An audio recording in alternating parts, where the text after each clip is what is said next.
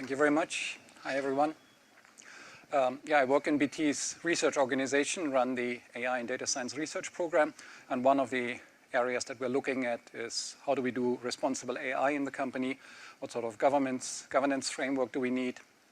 And one aspect of this is having models to be fair. And that's what I want to talk about today, in particular about how the industry is not yet ready to produce fair models. And I'll talk a little bit about the things that we still have to get right. So the context for the talk is I'm talking about modern AI. And what we're really doing is we're not doing anything that is intelligent. We're using statistical machine learning to use data to do automated decision making. That's what we're really doing, right? And one of my favorite quotes at the moment is machine learning scaled stupid. That is from Cassie Kozyrkov, and I encourage you to look her up on YouTube and go through her course about making friends with machine learning. That's where she explains what's behind it. It's essentially when you do automation, then it gives you the opportunities to make more mistakes in a shorter period of time. That's what automation allows you to do on top of what you actually want to do, the actual automation. When we talk about fairness in AI or in machine learning, then it's really not just about removing bias from data. It's a much bigger picture. It's as much about social justice as it's about removing bias from data.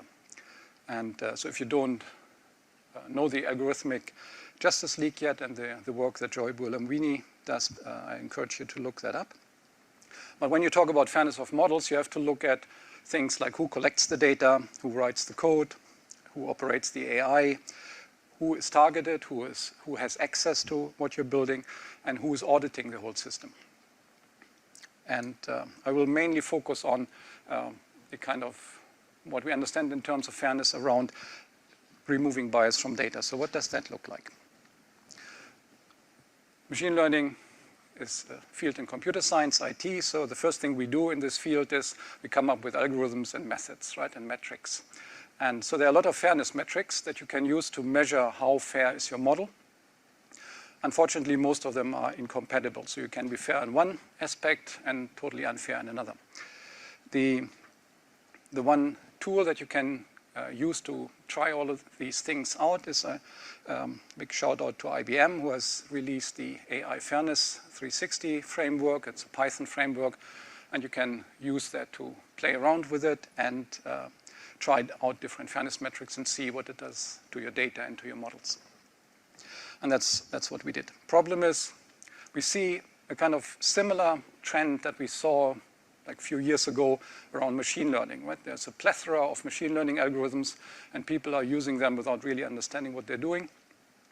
And we're now seeing a similar problem, that there are tons of fairness metrics. So in this tool here, you find already 70 on their GitHub repo that you can try out.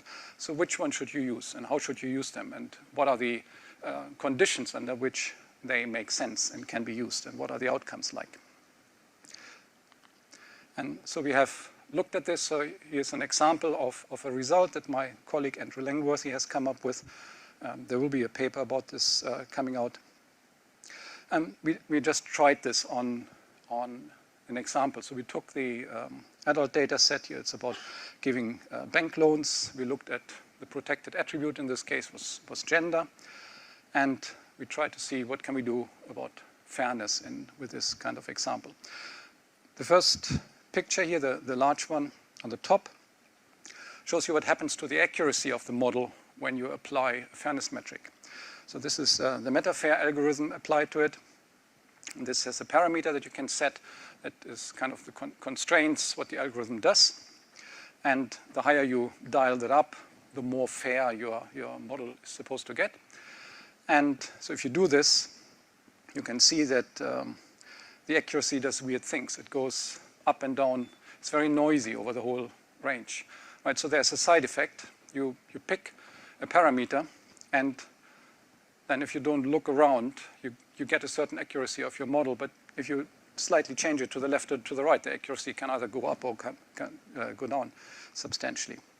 And that means then when you deploy the whole thing and the data slightly changes, suddenly you get these sort of effects. On the right, the three pictures show different algorithms. So MetaFair is a in-processing algorithm that changes things during model build. There we used the calibrated equal odds processing, CEOP, and that post-processes what the model has done. So it takes the model and changes the output in order to make things fairer. And you have to give it a metric that it's supposed to make better. So in these experiments here, we use the false negative rate, so kind of the rejection rate for loan applications. And we are comparing the model fairness on a different metric. So we're using the equal odds opportunity, which is the difference of the true positive ratios, to see what happens if we make this model fairer based on false negatives. And you can see the red curve, which is the untreated model as is. And you can see on the x-axis the model threshold that you use to make the decision between positive and negative class. And you can see on the y-axis the equal opportunity difference. And so the first picture shows that lower is better on this scale. So there's a threshold around 0.35 where suddenly the model becomes a lot fairer on this other metric. It always becomes fairer on the one that we say, which is the false negative rate, but it behaves weirdly on other metrics when you look at those. The second picture shows similar, but suddenly the best setting is on a completely different threshold. And the only difference is different test and train splits. So we did the whole thing 50, 100 times to see what happens, different test and train splits, and that produces these different results. So that means, in reality, when you deploy a model where you have picked one particular setting, when you later run it in deployment, you would expect to see these sorts of effects because you get new data. And at the bottom, you can even see that based on this metric, the original model would have been better than the one that we made fairer on the other metric. So this shows that it's not that trivial. When you work with these metrics, you can't just blindly apply a fairness metric and say, okay, what I'm getting now is done and dusted. Now my model is fair. I can forget about it and just deploy. We have built ourselves what we call an AI factory in BT. And the target is not just to automate as much as possible to get consistency in model build, but also to get hooks for testing in. So the way we see this is, in order to get the desired outcome that you want, you test and test and test at every stage. And you keep testing throughout the life cycle of the model so that you know exactly what's going on at every stage. You test your data, you test your features, you test the data in life, not just in training. And obviously, you test the performance of your model, and you test the effectiveness of the decisions, or the fairness, unfairness of these decisions. How many times did you have to mitigate these kind of things? When it comes to fairness, we should take a wider view, not just look at protected attributes. Right? So here in this example, we looked at gender. But you may not even have the protected attribute. So you can't make your model fair for a protected attribute. You have secondary attributes that correlate with protected attributes, which you need to look at. And there's this weird thing of spontaneously formed bias based on whatever features you have in your data. So if you have a situation where you just throw hundreds or thousands of features in without really understanding what they are, then you can have these sorts of effects that you are suddenly biased against certain feature combinations. Let's say you have whatever, hair color and shoe size in your model. You might find that suddenly people with a particular hair color and a particular shoe size are discriminated against in your model. Doesn't make sense because probably the features don't make sense for what you're doing. But if you're building models by maximizing the available features that you have from social media or whatever, you can get these sort of effects. And then obviously you can talk about, is your use case fair? Should you make these sort of predictions about people? Is it fair to make these predictions? Yes, no. What about group fairness against individual fairness? When you make something fair for a protected attribute, you're talking about group fairness. But what about an individual case? And remember, fair doesn't mean, it's not something that you can decide that it is. It is in the perception of the person that you treat through your model. if it is fair or not.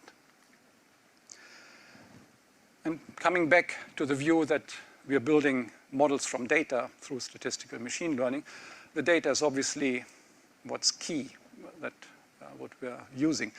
I like this phrase that we are programming with data. So in machine learning, the data is our code. And if we don't curate our data, then this is like writing random code or low-quality code in a piece of software.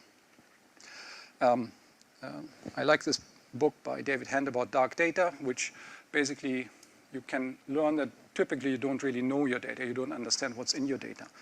So you need to check if your data reflects your objective. Is there bad history repeating itself? Biases are the kind of obvious ones. How trustworthy are the labels? Where do the labels come from? Are they curated and created in a trustworthy way? Or have you given it away to some automated labeling service? How do you measure the quality? Data poisoning. Is there malware in your data? You can inject data into your data set that then creates backdoors in your models. And generally dark data, what else is it that you're not seeing? So all of these things we need to look at. When you look at it from a kind of a governance angle in a corporate, what is the governance that you have to do? And it is a multi-layer model. So it's not just the data scientist. You can't run an organization and say, my data scientists make sure that our models are fair. The buck stops with the business leader. Right? So the business leaders need to set their red lines. This is what we mean when we say fair. We realize we can only be fair in some aspects, and we realize we might be unfair in others. And we have put mitigation in place. So if you think we're treating you unfairly, this is where you can go and speak to us. Then you need to have an internal risk and governance team that implements and controls these processes so that it actually happens. And product owners who are responsible for building and releasing the individual products that might use machine learning, they need to identify and own the risk for this product. And the role of the data scientist then is to describe the limits, restrictions, and assumptions. I have built a model that makes these sorts of assumptions about maybe the distribution of the data, or where the model should be used, where can it not be used, how long can the model be used for, when does it expire, these sort of things.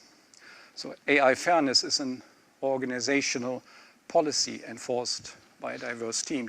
You cannot just enforce this or leave it to the data scientist. And this might be a bit of a rant, but I think the AI industry is not ready yet. So we are still in this kind of, at the end of the gold digging phase, right? We're seeing more and more data thrown into larger and larger models. And we're seeing a bit of, I call it intellectual laziness, right? So yeah, I leave it to the machine. It can figure it out. If I just throw in more data, then I can solve the problem. This idea of sitting down and really understanding the problem space, understanding the data, the features, what I should be using, and how I should constrain the whole area, obviously costs time and effort. And in our industry, we are not seeing enough of that, of this effort spent. We are too much focused on the data, and the big model will sort it. And other people have pointed it out. We're doing a bit too much alchemy and not enough rigorous science in this space. And so do you really understand when you build a deep learning model what it does and why it does what it does, and why it looks the way it looks when you configured it? Or is it just by chance you got something that works? AI regulation is coming.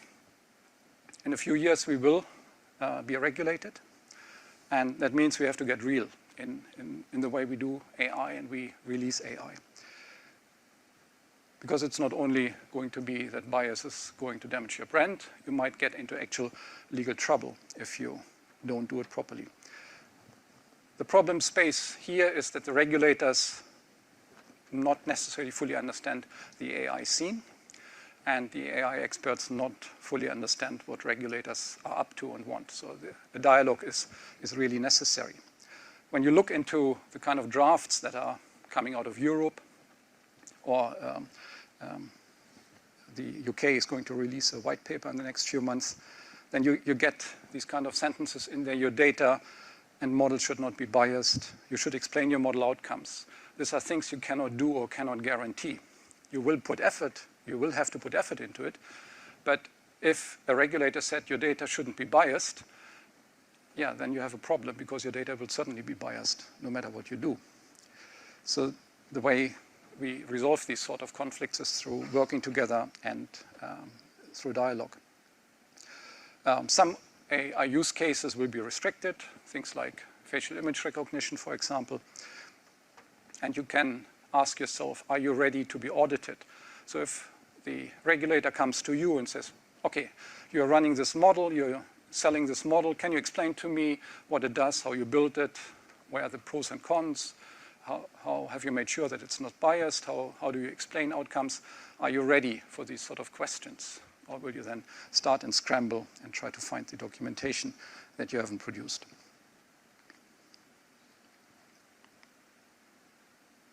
So where next? This is a big field, and we need to start putting more effort into it. We need to understand that formal methods are not going to solve AI fairness. It is a largely social question. That means we need to look beyond metrics. We need to understand what it means when we release AI models into the wild. What are they doing? The people who do research on fairness should look at things like social sciences as well, not just at here's a metric that you can use to tweak something. Vendors should build hooks into their products. So if you are selling something that can be used to build AI models, how do you support me in documenting it, in recording what I'm doing, in managing the model and during the life cycle? This is not something that you can leave to the customer. So the hooks need to be built into these models. Businesses need to define their red lines, so they need to get their head around and understand what does it mean to be fair when we operate AI, and have the governance in place that monitors and manages this. And regulators need to engage in dialogues, and they need to provide sandboxes so that we can try out stuff, and they need to be ready to iterate, because it's not going to be, the AI field is still kind of evolving fast. And if you regulate a space like this, you need to be ready to evolve your regulation as you go forward.